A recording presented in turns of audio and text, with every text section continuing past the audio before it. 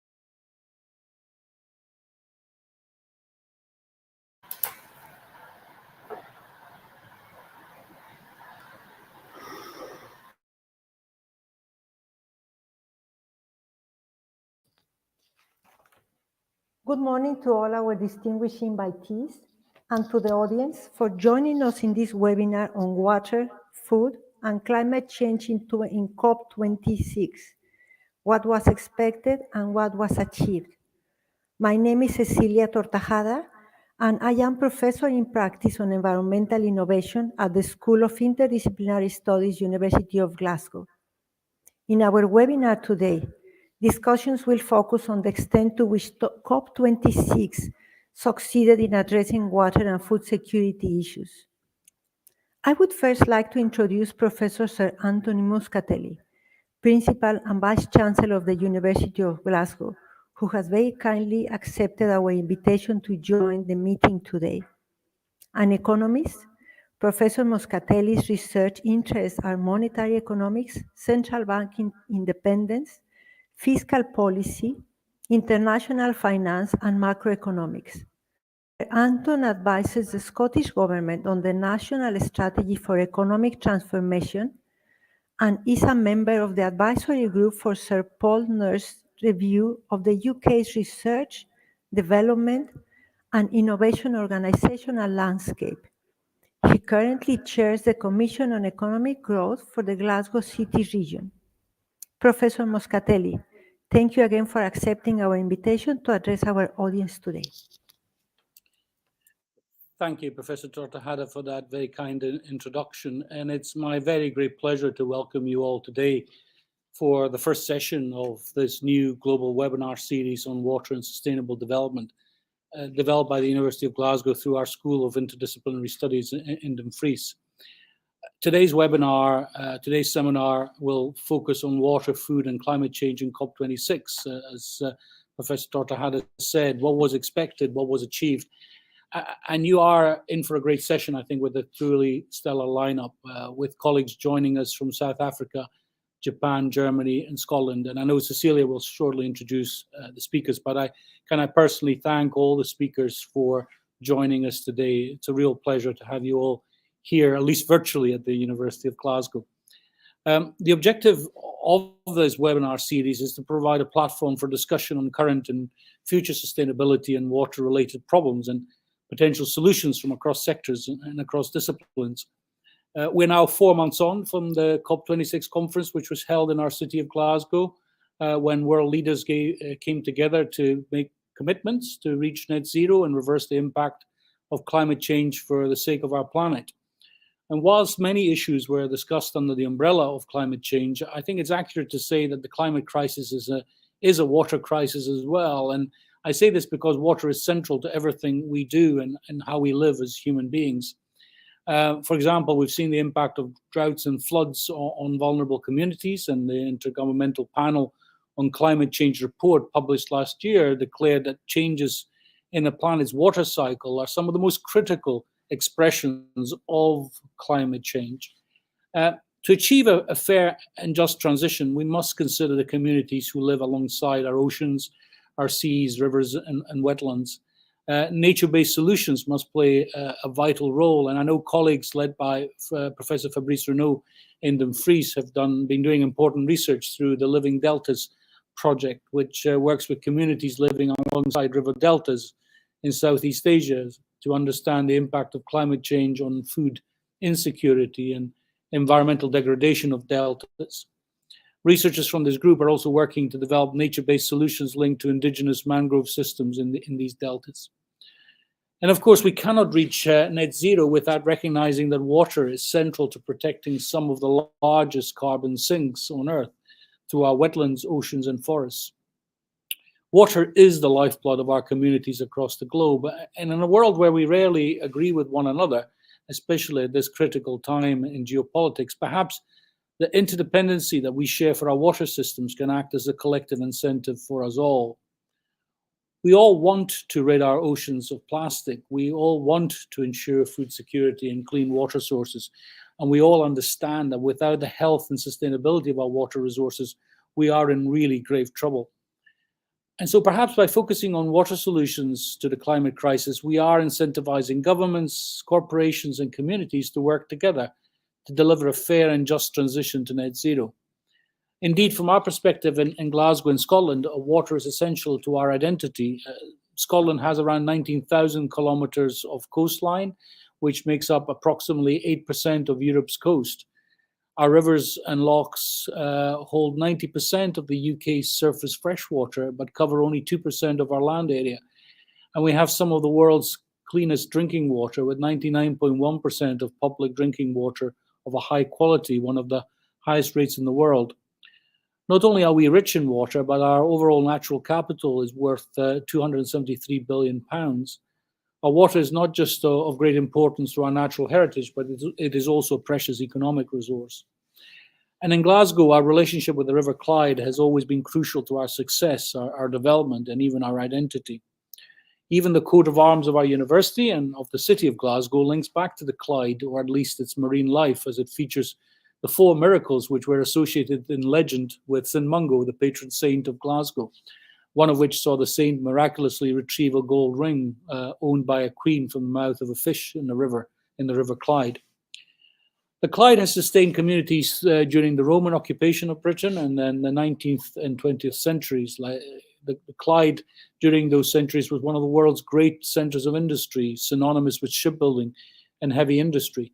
And this industrial legacy looms large in the collective Glaswegian mindset, and issues associated with the deindustrialization of these areas in more recent decades loom large in the minds of policymakers.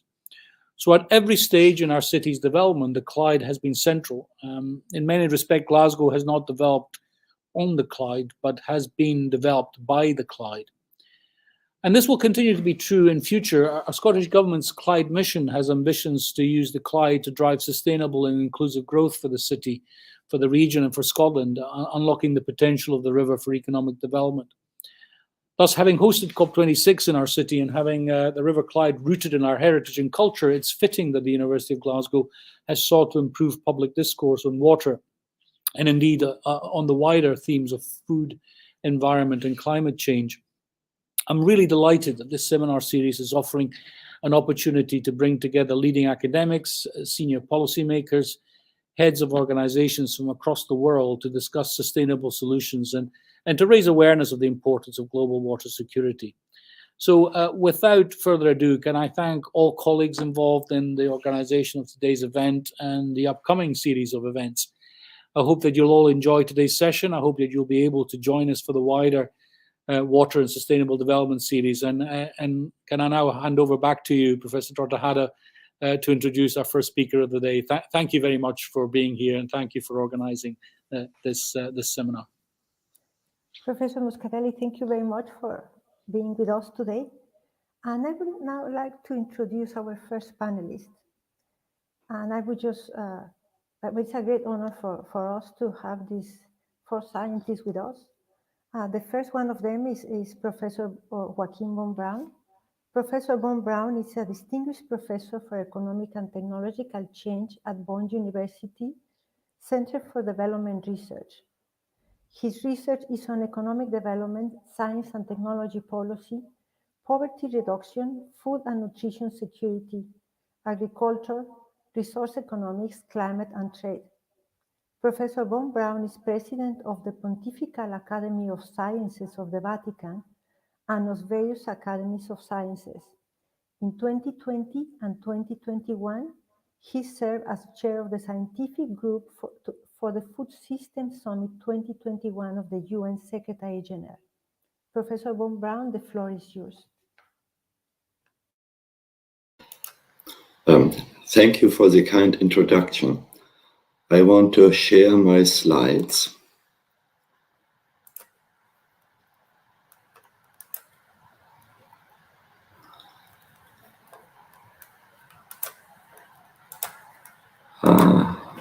Okay.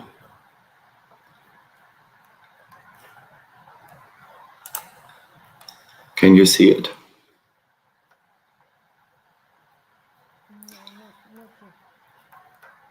Not yet? No. Just a moment. Yes, we can see them now. See it now? Yes.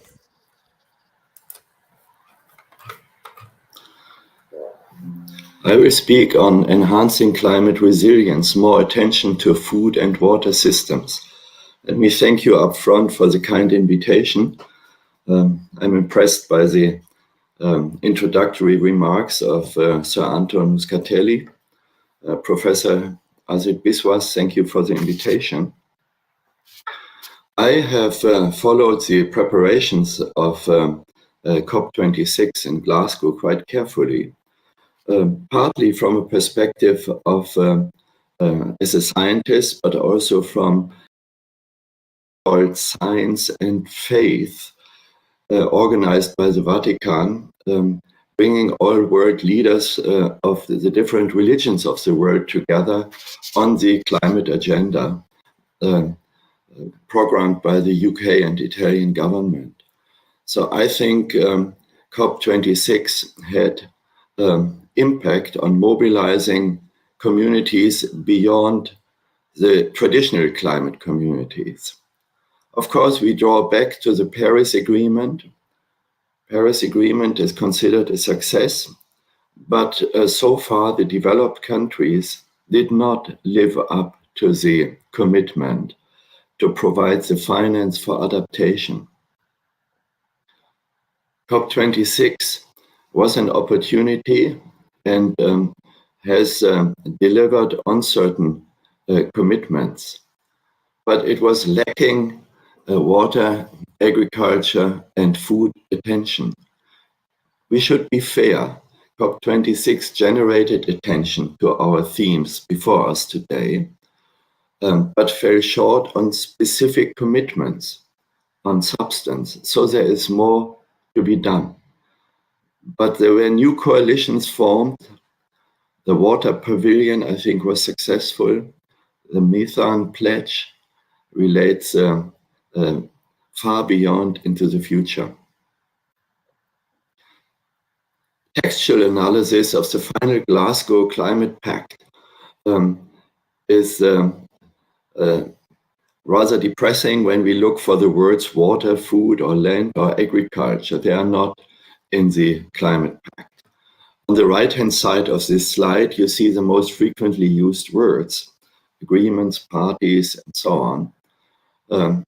So don't take this slide too serious, but we want to see food, water, agriculture, nature, ecosystems, forests, more on the agenda in the future in order to address not only problems, but the opportunities of a transformed food system for climate mitigation and adaptation.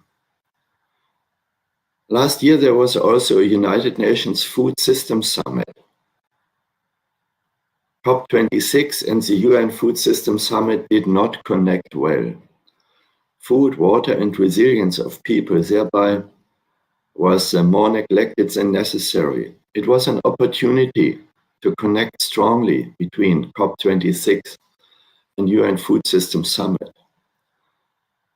We can still follow up on that because the UN Secretary General has called for a follow-up conference next year to assess progress on food systems transformation. And there will be another COP. So we need to continue to work to bring these themes together. The opportunities are there. The 7 innovation proposals presented at the United Nations Food Systems Summit are important for the water agenda. Let me just highlight 3. De-risk the food system. Secondly, technology-based and policy innovations for productive soils, land and water, and so on.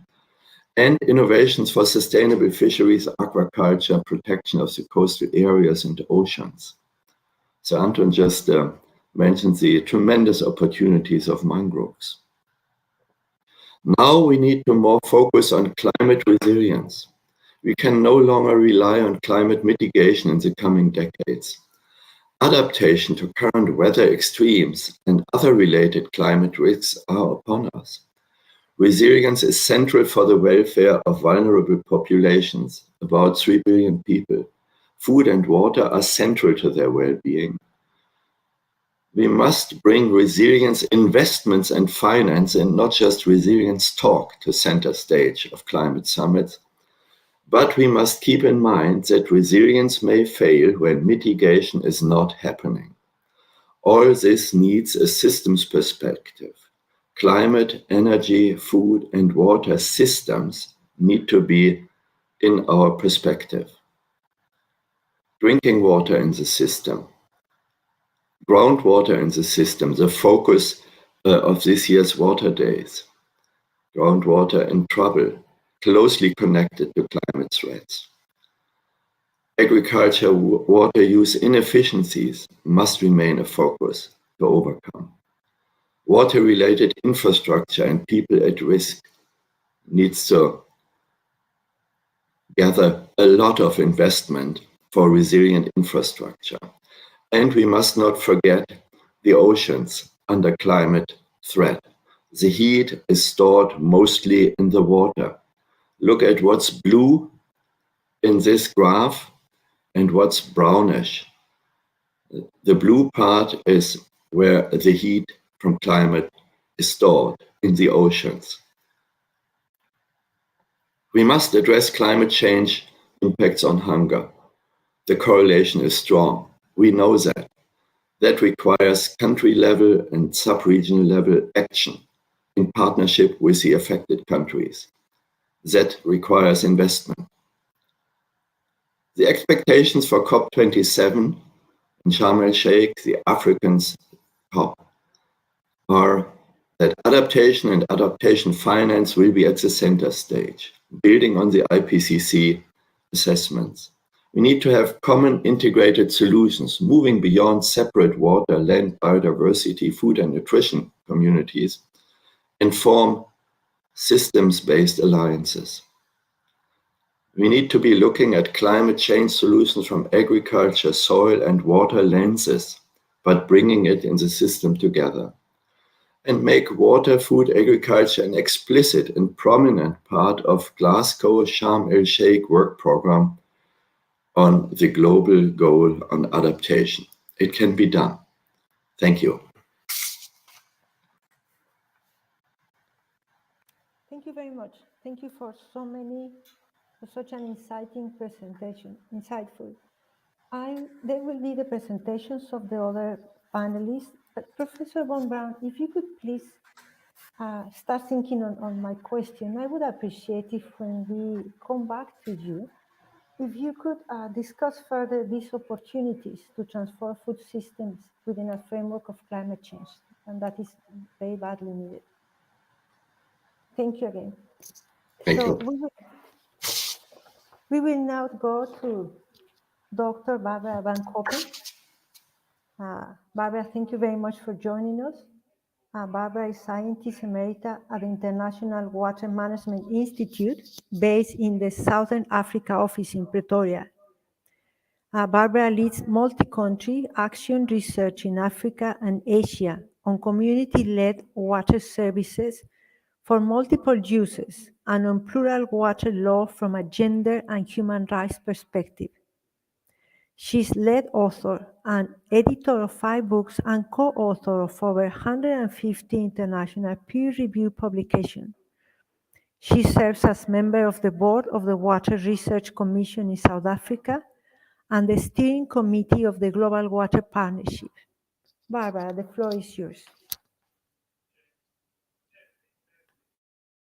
Thank you also for the invitation and the kind introduction and the opportunity now to jump into, I think, the most unjust implication of climate change. And that regards the rural poor and low-income areas who really depend on climate, on weather, for their fragile agrarian livelihoods. I will discuss 2 main actions, which are not necessarily new, but it requires even more attention now that they are hit hardest without really contributing to the emissions. And taking these perspectives and the focus on Africa, we start with what has been done since time immemorial, really. We can call it local integrated water resource management, or customary water tenure, as that concept is now more and more developed also by FAO, in which communities since time immemorial, at the bottom of the pyramid, have combined their multiple surface and groundwater resources to meet their multiple needs for of course, domestic uses, drinking, domestic uses, but also livestock, small-scale agriculture, small-scale enterprise, etc. And when people design their infrastructure, they usually do it for multiple uses. So the first action regards really, as already mentioned, the infrastructure development. What we see is that what's happening in low-income rural area is dynamic. I think here the farmer-led irrigation development is a clear example in which by now the own investments, individually or collectively, in infrastructure, they outpace the supported more government schemes. And what we see here in climbing the infrastructure development ladder is basically that the wash sector, which starts talking more and more about supported self-supply, but also the irrigation sector, they basically seek to promote the same infrastructure. Infrastructure is neutral. And people, especially around homesteads and residential areas, infrastructure is multi-purpose. So we see here finally an interesting integration of the sectors in the sense that the same technologies are promoted and should be promoted, but that the sectors bring their expertise, their sectoral expertise on how to turn the use into a livelihood benefit. And then from the wash sector, of course, the need for 5 liters per capita per day that should be clean is on their agendas, hygiene, education, etc. But that complements then the expertise coming more from the irrigation sector, the agricultural sectors, where we know about the seeds, the high-value crops, agronomic training, market development, fertilization, etc. So in this, the main action to improve the buffering and the conveyance of water to where and when it is needed, we see an interesting integration of the sectors in the infrastructure development agenda, all building on what communities have been doing since time immemorial. And secondly, now moving to the second main action is about the resource that flows into the infrastructure, where the IPCC also realizes how much we can learn from customary water tenure. So the way in which communities among themselves share water resources, especially starting in the dry periods, but then over time with growing competition, the type of arrangements that allow community members to avoid conflicts in the end. The Boran, for example, have this strong notion that water is a shared resource. It's a commons. There is no private property with regard to water. Water is a resource you share among yourselves, but also with other communities. And customarily, we find a lot of understanding, and it's not new at all, I think, that of course water is also for the next generations. It belongs to the deceased, the living, and the yet to be born.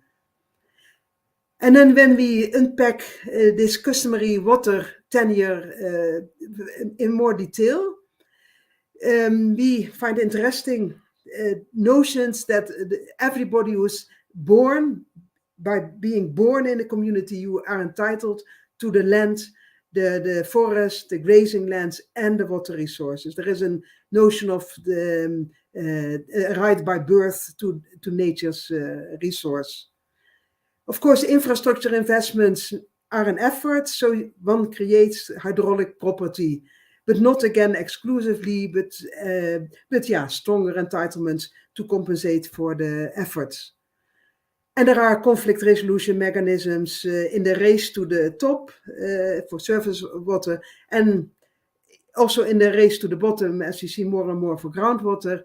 There are notions that everybody should have at least rights to basic needs, domestic uses, but also productive uses. And we see similar arrangements evolving in the sharing out of water resources between the community and the neighboring customary community. Here, for example, in Tanzania, where there are conflicts, but we sit together and we find, for example, rotation schedules between the upstream and the downstream communities. And in the rest of this talk, I will talk about the sharing out with powerful third parties, because there are huge issues there. In the next slide, please. Because basically, and I'm taking the example of Kenya, we are still bugged by a colonial legacy. If we compare in Africa and Latin America, similar issues, Asia is a bit different.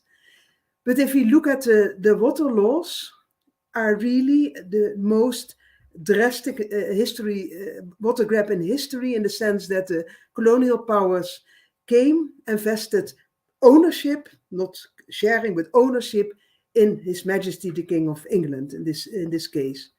And only the white settlers, they were obliged by the minority colonial government, state authorities, to obtain a permit. And with a stroke of the legal pen, all African, in this case African or Latin American, customary indigenous water uses in the past or for the future were just marginalized in this permitting system.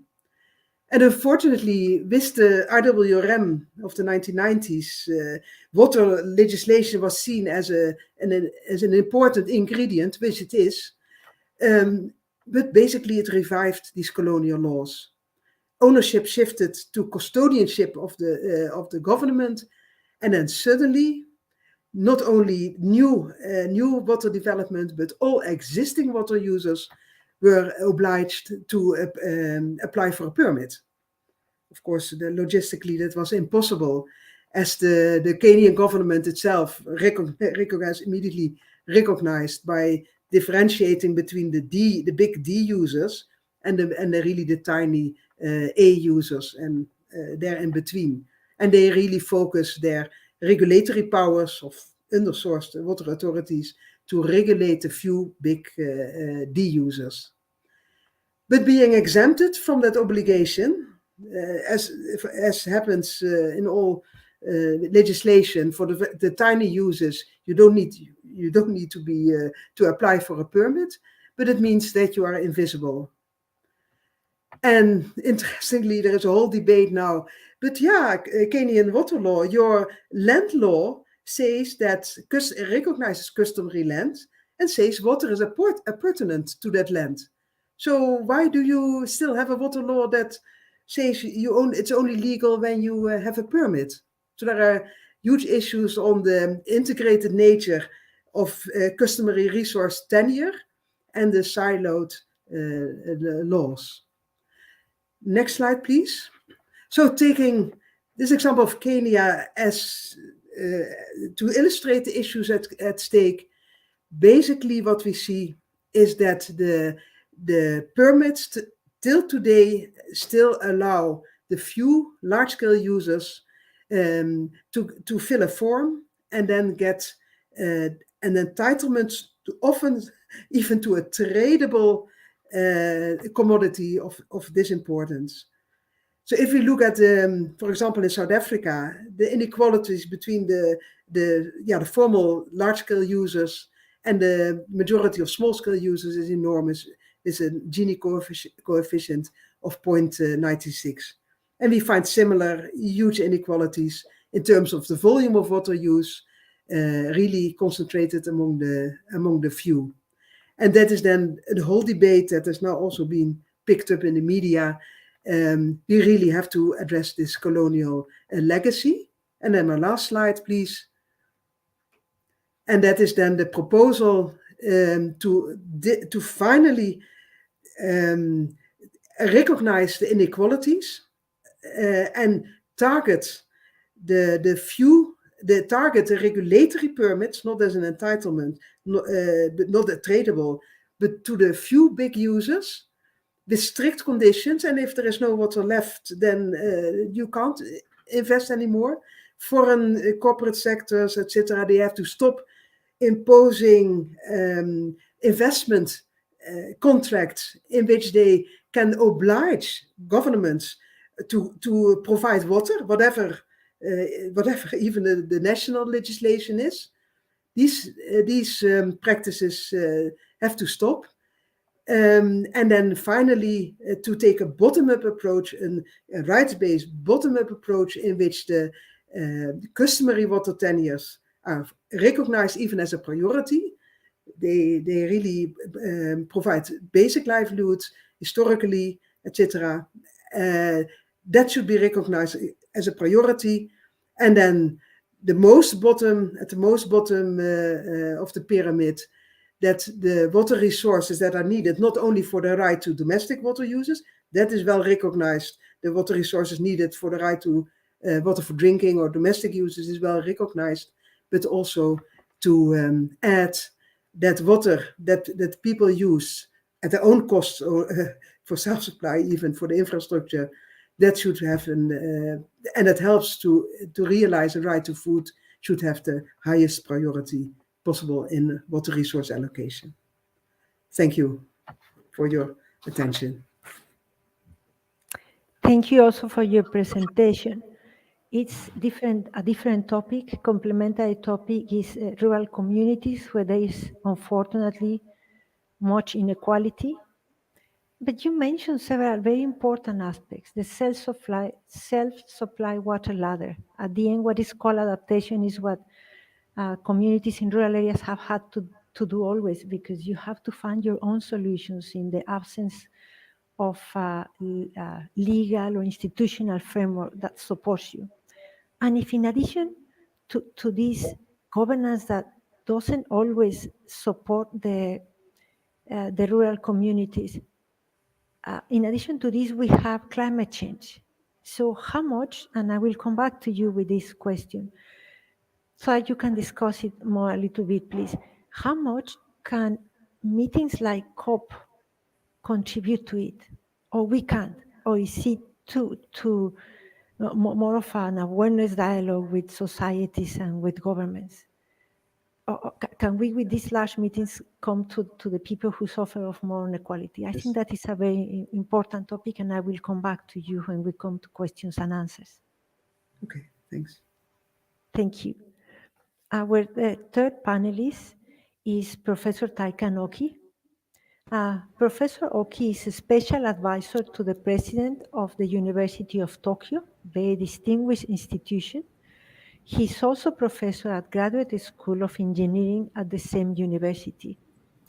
Taikan was the senior vice rector of the United Nations University from 2016 to 2021. He was one of the coordinating lead authors for the chapter Freshwater Resources of IPCC AR5. He is the first Japanese AGU fellow in its hydrology section and a full member of the Club of Rome since October 2020. Taikan, thank you for joining us, and the floor is yours.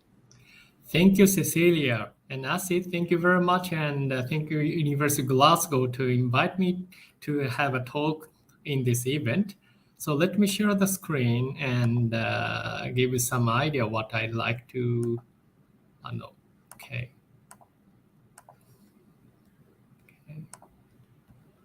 Window, yes.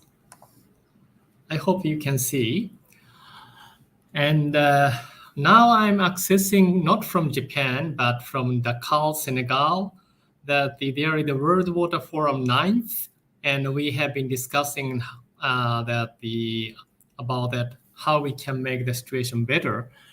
But today, I have to reflect on that, what was discussed and what we expected, and somewhat my talk maybe that overlapped with Professor Braun, but let me review that what was agreed in the Glasgow Climate Pact. So climate change is a common concern of humankind, and we have to pursue the sustainable development and efforts to eradicate poverty. And these are the obligations on the human rights, and the integrity of all ecosystems are discussed, and intergenerational equity was discussed in the Climate Pact, and climate justice is a keyword in these days, and the finance and capacity building and technology transfer are the keys. But as the Professor Braun pointed out, there is not a word water in the agreed document. But if we see that the Climate Pact, the clause 5 says climate and weather extreme and their adverse impacts on people and nature will continue to increase with every additional increment of rising temperature. So the 1.5, currently nearly 1.1 Celsius degree, 1.2, 1.3, 1.4. So each increase, every additional increment of rising temperature will give additional burden to the humankind and ecosystems, and it reaffirms the long-term global goal to hold the increase in the global average temperature well below 2 Celsius degree above pre-industrial levels, and pursue efforts to limit the temperature increase to 1.5 Celsius above pre-industrial levels. These are exactly the same sentence as the Paris Agreement. And let me share that what was written in the latest working one IPCC Intergovernmental Panel on Climate Change report released last August, that about heavy precipitation of land once in 10-year events, that the probability exceedance is 10% every year. And yes, now likely occurs that compared to the pre-industrial level, that 1.3 times. And if that the global mean average temperature increased up to 1.5 Celsius degree, it will be 1.5, and 2 Celsius 1.7. And if we are very lazy to reduce our greenhouse gas emission in the future, then need to be 4 Celsius degree, and the occurrence will be 2.7 times. And similar for that, the drought in dry regions. So currently already it has increased 1.7 times, but 1.5 Celsius degree would be twice, but the 2 Celsius degree is another 0.4 times more, and the 4 Celsius degree that 4 times. And Glasgow Pact says, these are very famous sentences, that the reducing global carbon dioxide emission by 45% by 2030 we can remember it, okay, we have to make it half until 2030, but as you know that we are not on track. And another famous sentence is here, they include accelerating efforts toward the phase down of unabated coal power and just transition here. So that they are more or less above at mitigation. But in the first introduction talk that the Sir Anton Muscatelli said that the climate change is the water change. Yes, climate change is the water cycle change, and also I would say water is a delivering mechanism of climate change impacts to society. Except for the heat waves, most of the climate adverse impacts are through water or the water cycles. And climate change adaptation should be or can be integrated into water resources management, land planning, disaster risk management, and sustainable development. So that harmonizing these our efforts to reduce the vulnerabilities of the vulnerable communities should be the key. So reducing vulnerability and exposure to present climate variability is the first step towards adaptation to future climate change and nourishes climate resilient water management on local scales. And further, how about what further discussed in adaptation in the climate pact? So that is a scale up action and support, including finance, capacity building, and technology transfer, and also the strengthening the resilience and reduce vulnerability. And also we need priorities. So, and another clause said that welcome national adaptation plans. So in the past, most of the climate actions are focused on the mitigation, and each nation developed the mitigation plans. But now that each member states of the UNFCCC are obliged to develop their own national adaptation plans, I think that a big advance. And planning is the key, and also that the climate finance for adaptation remains insufficient. That is written in the climate pact and urged that, of course, there are many reasons, including that a lot of the financial action for the COVID-19, that the nations are very much reluctant to, or they cannot to increase the climate finance to support the climate actions in the developing states. So it's that we have been talking about water, energy, food nexus, but maybe including climate and biodiversity and also the industry or the economic development, we can think about the SDGs nexus, that how we can reduce the climate risk and secure the water supply and conserve the biodiversity and access to food and support the healthier and green economic development and secure the water's access to energy. So that the right figure is from that latest report of the working two of the IPCC released end of last month, that future climate change, ecosystem transitions, and human system transitions, they should be interacted together to realize climate resilient development. That could be the new idea that the proposed in the latest working two report of the IPCC. And answer to that Asit's question, what was expected and what were the achievement of the COP26, that unfortunately there is no new commitment for action solving water-related issues in the COP26. About the adaptation appears earlier than mitigation in the Glasgow Climate Pact. So that could be a good sign, I feel, because in the past, always we have been talking mitigation, and at the end, okay, adaptation could be important as well. But now, adaptation first, then mitigation. However, still I have to tell you that in IPCC latest report working two, it emphasizes the limits to adaptation. so that even though there could be a measure of the adaptation to reduce the adverse impact to climate change, but if the climate change is so serious, like the 3 Celsius degree increase of the global mean temperature or the 4 Celsius degree, that it's impossible for us or the ecosystem to adapt to such a change. And climate finance should be the key, and the synergies with the sustainable development have been set. So we have to promote it, but how to promote it could be a key.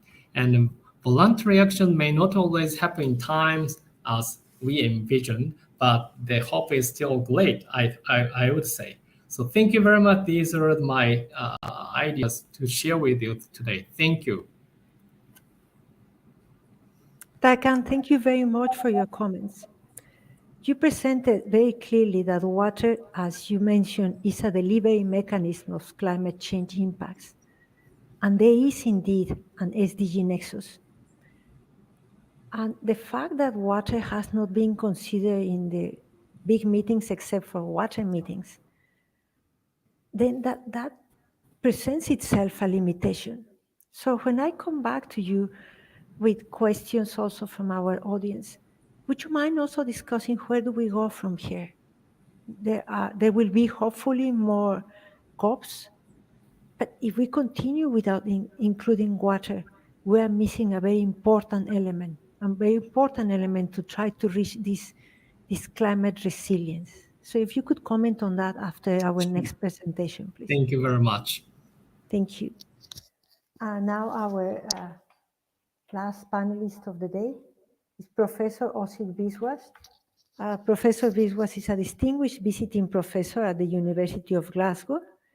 He is one of the world's leading authorities on water, food, environment, and development-related issues. He has a very distinguished career as an academic and holds 7 honorary doctorates from leading European and Asia universities, University of Glasgow, one of them. He has been advisor to presidents, prime ministers, and ministers in 23 countries, 6 head of United Nations agencies, and 2 secretary generals of OECD. He's a Stockholm Water Prize laureate, and very important, he's always in touch, or always puts the discussions in a frame of development. Please, the floor is yours. Thank you, Cecilia. I would like to take this opportunity to reinforce many of the statements made by Sir Anton, Professor von Braun, Barbara van Koppen, and Professor Taikan Oki. In many ways, COP26 really did not address the water issues, even though most of the adverse impacts of climate change are often played through the medium of water. Either too much water, too little water, or heat waves and wildfires, which again, lack of water, and we need tremendous amount of water to put out the wildfires.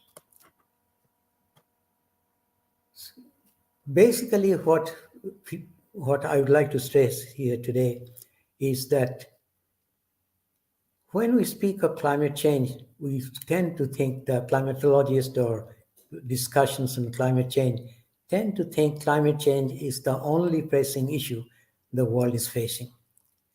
In reality, climate change is just one of the issues we are facing at present. And the point I would like to make that as long as we start focusing on one issue, not consider the other issues, we may not be able to solve the problem. Take water security and climate change, 2 issues which the entire mankind is now facing. We have many other global issues which concurrently needs our attention. Just to identify a few: urbanization, changing demographic structure, poverty alleviation, food and energy securities, employment generation, etc. All these major issues, in my view, that world is facing now are interrelated and interconnected. Each of them affect others, and the development in other areas affect individual one. And my strong view is the dynamic of the future of mankind will not be decided by any one of the single issue, no matter how important they are, but by the interactions between all these issues and their impacts of these issues. However, there are some common factors. There are common requirements of all these issues that are now confronting the world. There are a few commonalities we see. What are those? We need more national and international investments, no matter what topic we are talking about.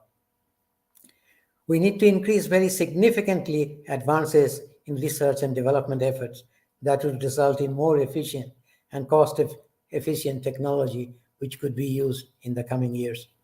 In the COP26, all the governments and the major corporations came out, they will be carbon neutral by a certain time. What they did not mention is how are they going to achieve that. And there, the role of science and technology is very important. For example, in my view, carbon neutrality is not possible until and unless we have better methods available for carbon sequestration. And what is equally important, that what do we do with the sequestered carbon? What beneficial use can we use it for? So those are issues basically not answerable now. A study in 2020 on all the carbon sequestration methods pointed out that 80% of the attempts made until then failed because they did not address the question, or they are not cost effective. So those are some of the things that are essential in the R&D sector that needs to be solved if we need to solve the world's, if we need to achieve carbon neutrality. Similarly, we need improvement in human and institutional capacities, intensified global cooperation, which is in some ways was happening quite well, but now, for example, after the Ukraine war, Ukraine invasion, we're seeing major problem with world's food supply situation because nearly 28% of wheat is now imported from Russia and Ukraine. Similarly, with the barley, with the fertilizer, Russia is the largest exporter of fertilizer. So the prices are going up, and as Barbara van Koppen was speaking about impact on the marginal community, I'm afraid what we are going to see, at least in the next 2 years, the number of people who are affected by hunger will increase quite by millions during the next 2 years because of unforeseen event. When we discussed COP26, no one knew all this invasion was going to take place. And this is creating a major disruption in the world's supply chain, food supply chain. Now, if we look the last 10 years, say 2000 to 2010, one of the interesting things we saw that for the high-income countries, water-related natural disasters were responsible for about 0.4% of the GDP. As the countries became less and less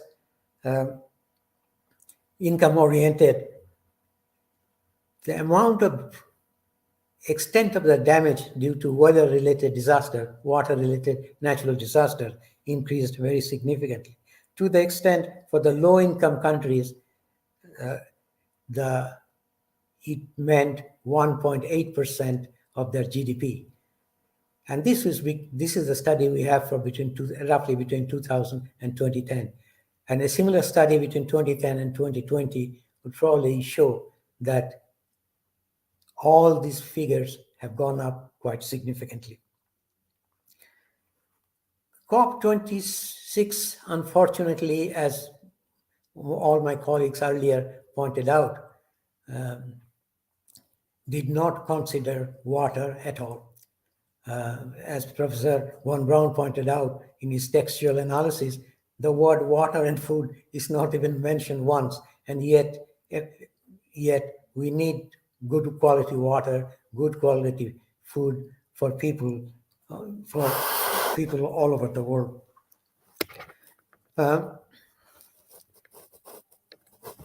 One of the issues that COP26 did not answer correctly and raised by some of my colleagues is, how are you going to finance net zero? How do you get to net zero? It was first approved in COP15 in Denmark. 34 developed countries agreed to provide $100 billion per year by 2020. I think there's a complete agreement that this figure was not reached by 2020. We don't have the figures for 2020. In fact, we don't have till 2022, but we have figures for 2019, which was roughly little less than $80 billion was provided.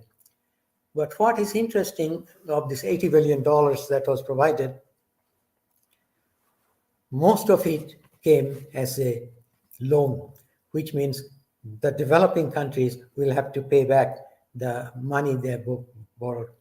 And one of the things that came out recently in the V20, that is the 20 most vulnerable countries of the world, most affected by climate change, they pointed out last year that the loans are simply adding to their financial burden, and they will find it difficult to pay the loan back. So there was a concerted request from the V20 that more percentage of the financial assistance should be given as grant rather than loan. Now, one of the things that is quite clear, that probably even the $100 billion will not be reached by 2024, at least before 2024. But this $100 billion may not be enough. Last year, IAEA, International Energy Agency, did some analysis and came to the conclusion that for the simply energy transition to renewable energy will require more than $4 trillion if global warming is to be restricted to 1.5 degrees or less.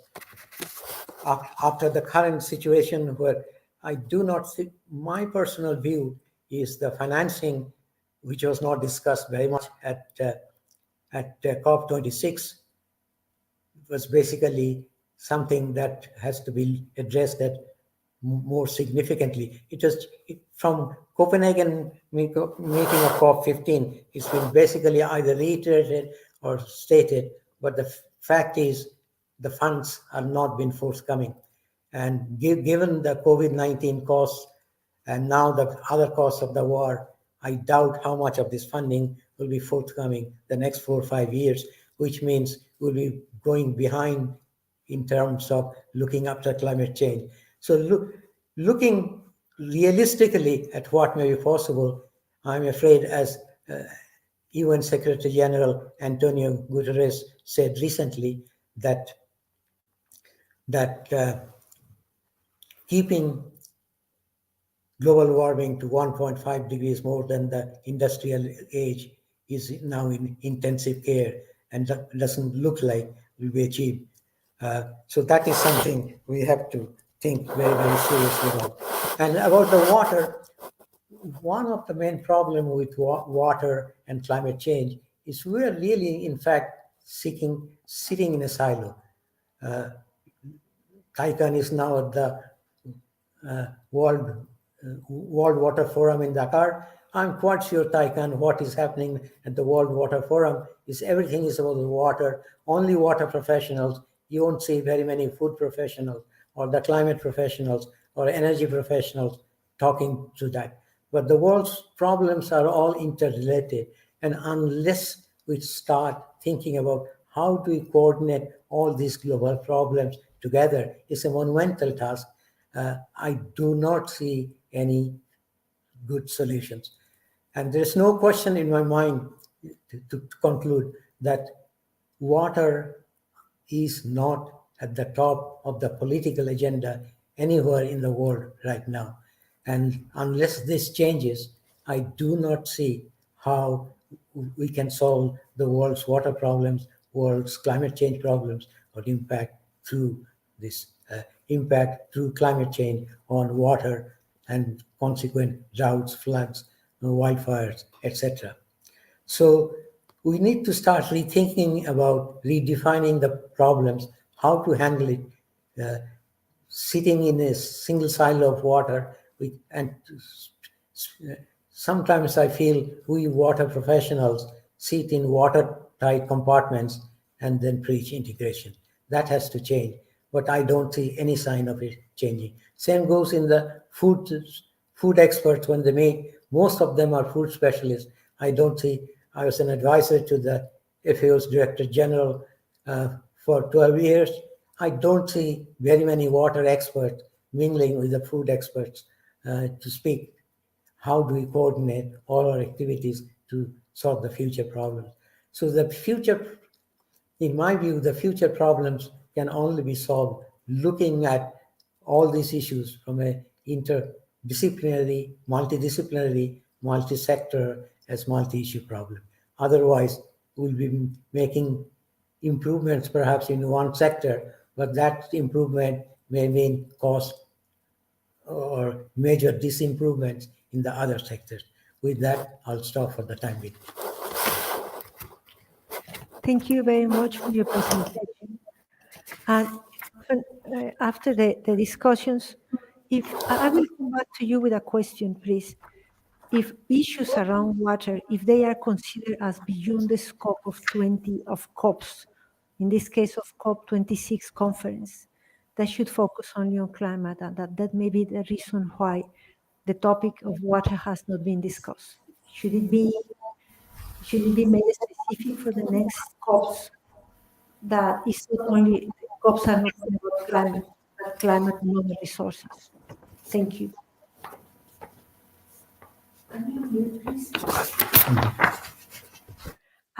I would like to come back to Professor von Braun.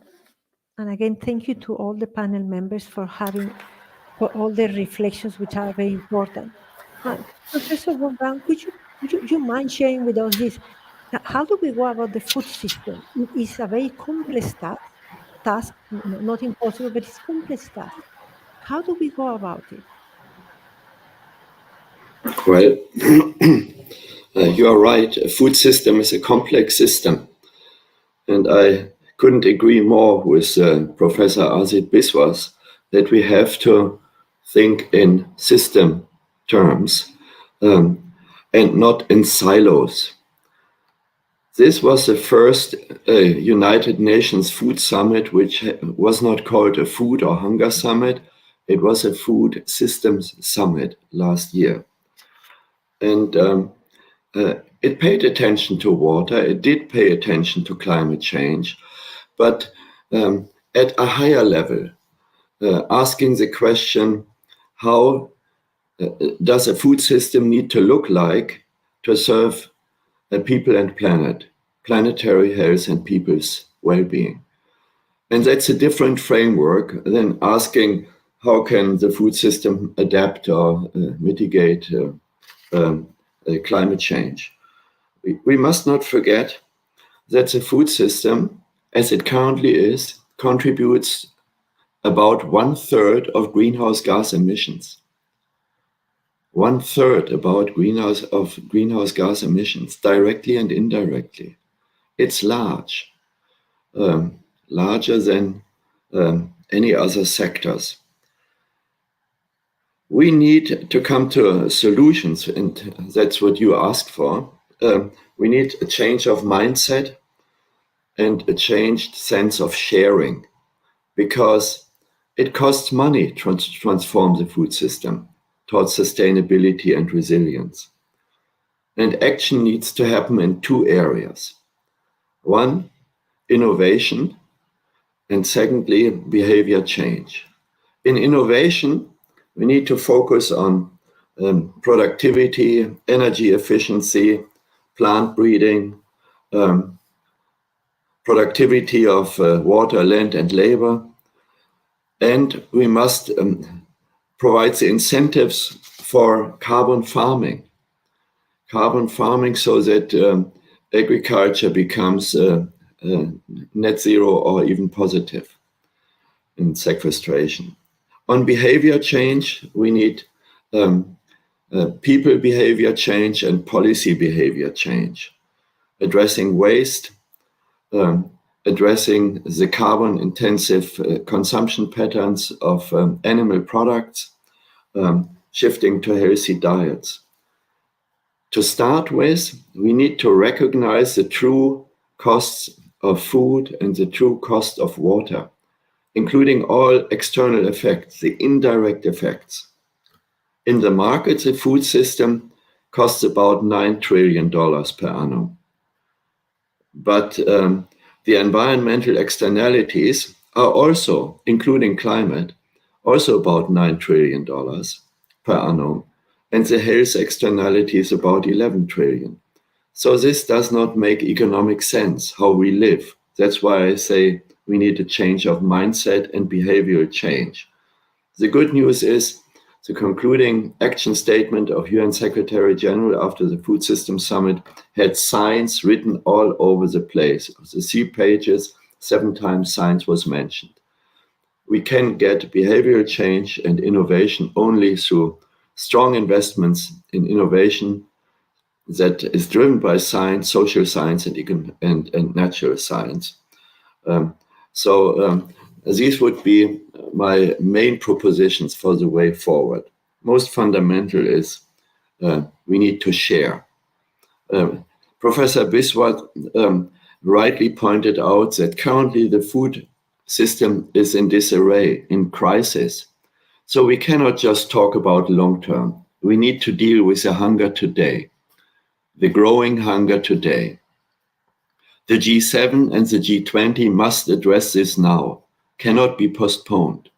Millions of more people, due to the war inflicted by Russia on the Ukraine, are brought into hunger through the price effects and the fiscal effects coming on top of the debt, the accumulated debt. Hunger in South Asia and in Africa because of this war. So the agenda which we are discussing must address peace together with environmental and economic sustainability. Thank you. Thank you very much. And you're right, there is a very big complexity. And we have to consider, as every panelist has mentioned, we have to consider a system that is where we live. And we live in a world where resources are scarce and polluted. And climate change and the war and the COVID, everything is exacerbating the situation. But there are people who suffer of inequality and poverty, and they are much worse off. So there should be special attention, absolutely. And Barbara, if I could come to you precisely on this topic, on the topic of, you see, we see the communities as a romantic word, as a romantic topic. They are our communities. No, they are not. There is poverty, there is hunger, and they lack opportunities. From our large meetings like the COPs, what can we do to reach those levels, not individual levels, but the levels of communities that are very much not abandoned, but they are very much in their own to take many decisions? Thank you. Yeah, to hear their voices, to bring them around the table, and listen to their ideas, which are not necessarily new. The whole notion of food sovereignty, of local, more localized development, the whole issue of the water and the land grabs, they have been exposed since long. And I agree that even with the attention for nature, like climate, we may even depoliticize the real issues at stake. So the solutions that are there, that people have been asking for since long, need to be amplified, because again, it's the wealthier who really cause the emissions and the climate change. Of course, there is a lot of science behind, but in the end, it's not the small-scale farmer who contributes to the emissions, but really suffers most, and the inequalities that already exist, they widen.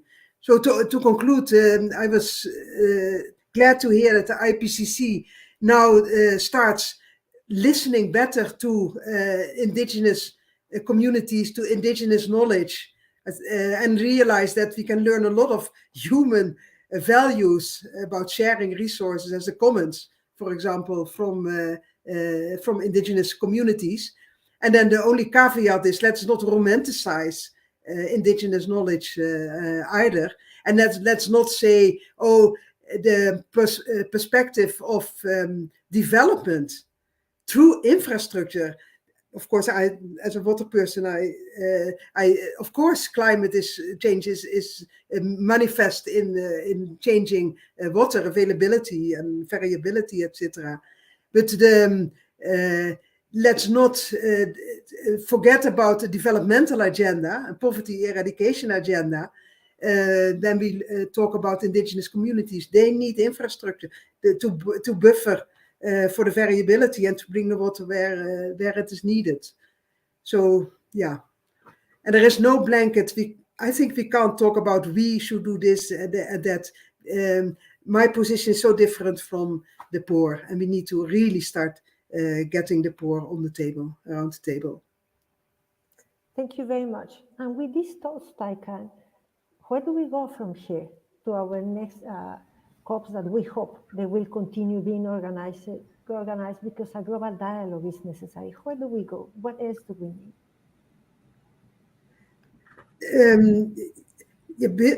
Move further with the recognition of the widening inequalities and the real food problems of hunger, and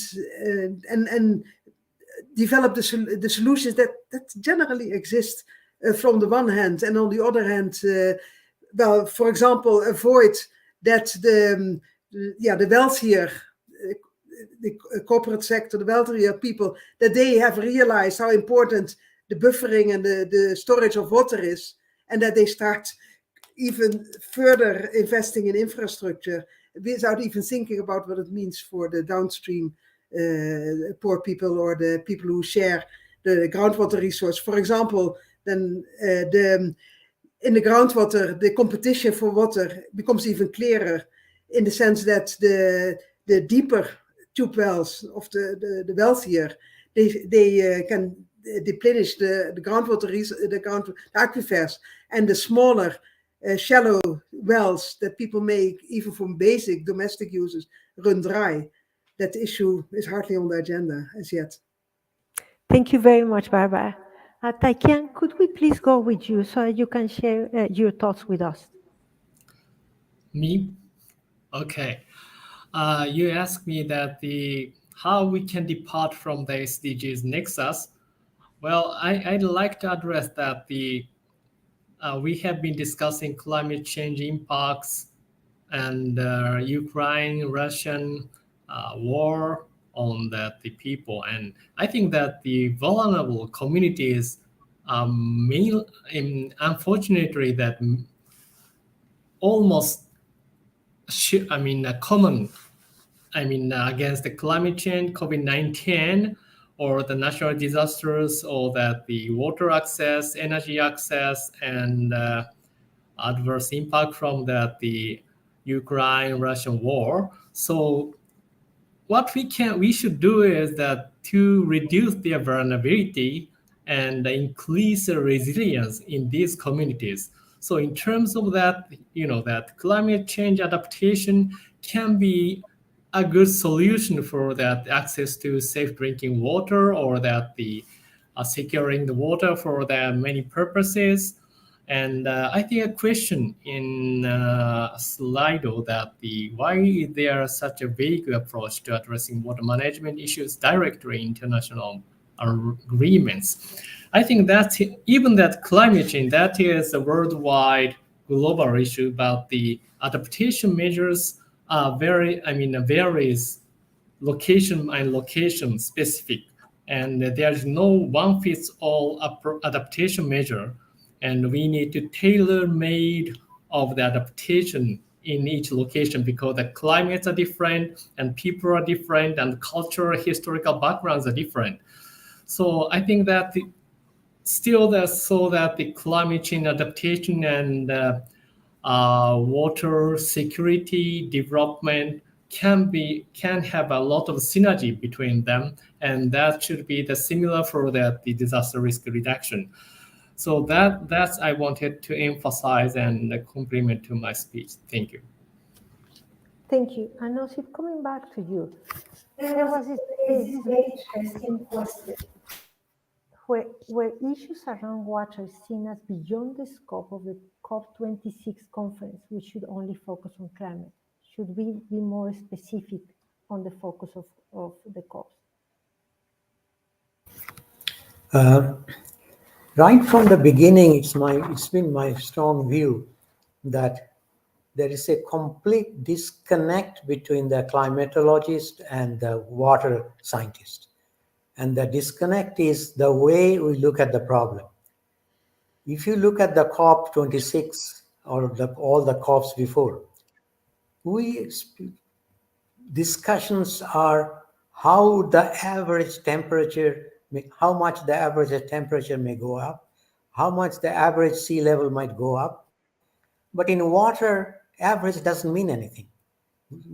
In water, what we need is the extreme values, the extreme rainfall, high rainfall, lack of rainfall, extreme droughts, extreme rainfall, and which may create floods. So the two communities don't understand each other. And this is why I've been saying that we need to talk about how do we make sure that COP26 or the next COP27, there is the water input. I'm not very optimistic because the people the government send are basically, for example, Professor von Braun rightly pointed out that there was a water pavilion in Glasgow. Yes, there was a water pavilion, but this was primarily for the NGOs and the others, not for the participants, where the real action took place, where all the declarations and all the statement took place. So yes, on the NGO side, we made progress. This is the first COP27, where Professor von Braun correctly points out there was indeed a water pavilion. It's one step ahead of what was before. But how do we bring water in the COP26 discussion of the governments? And that is basically looking at present. I do not see, unless the governments themselves realize water is an important medium through which all these damages are occurring, not much will change. Professor von Braun, would you like to mention comment on this? Yes, I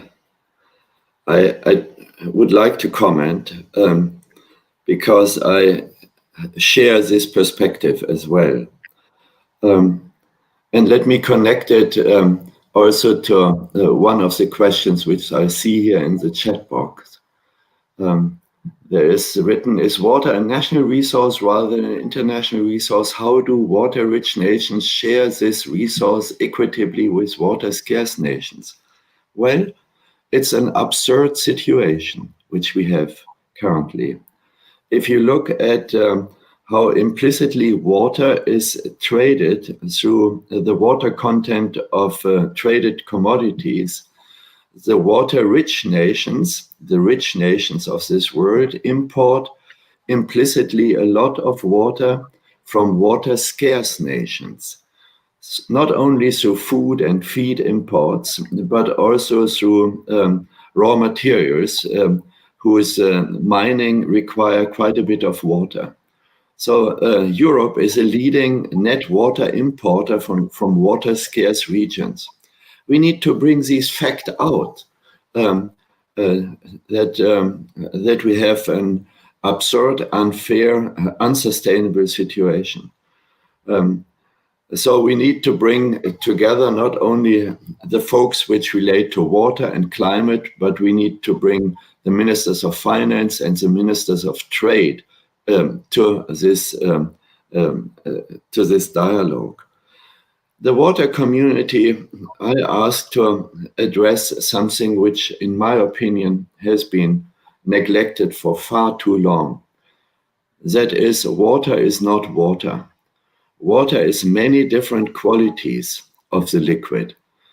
And any general talk about water is economic nonsense.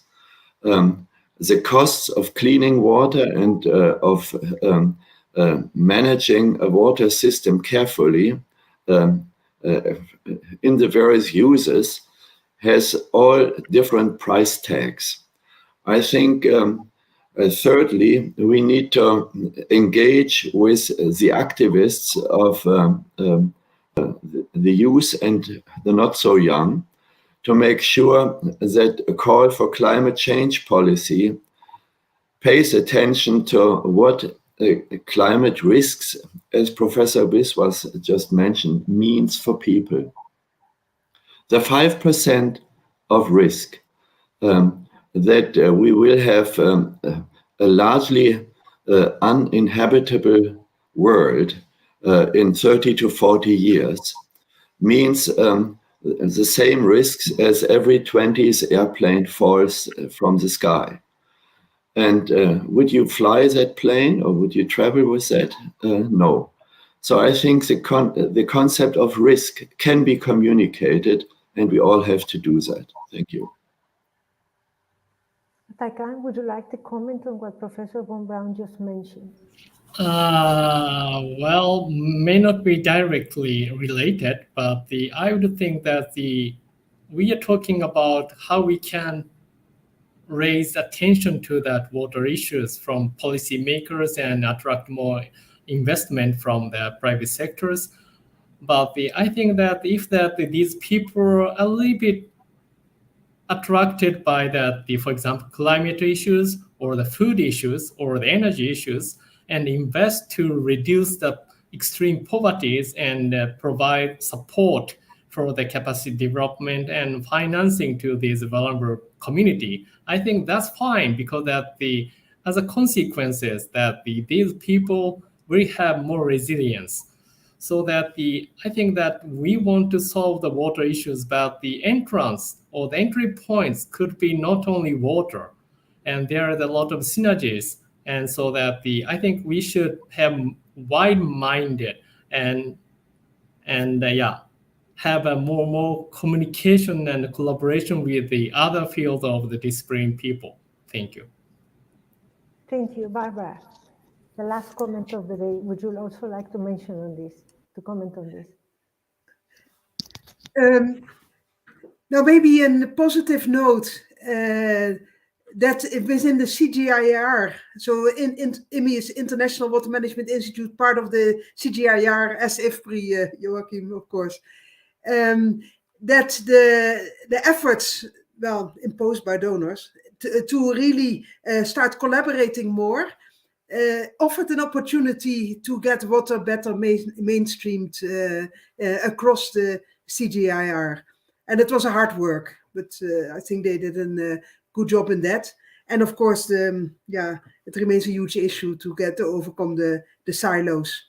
And to me, to really keep emphasizing the inequalities in the world and the the different ways in which the range of risks affect people, both men and women. Yeah. Thank you very much. Before introducing Professor Graham Roy, who will close this webinar, I would like to thank all of you for your thoughts, for your reflections, and let me take with me what Professor Joachim von Braun said directly and all of you indirectly, which is about innovations. And we need innovations. And this is not about technology, as he mentioned, it's innovations in partnerships. As Barbara said, it may not be easy, but it is done. And like Taikan and Asit mentioned, we need to work outside of our silos, and all this is a matter of innovation.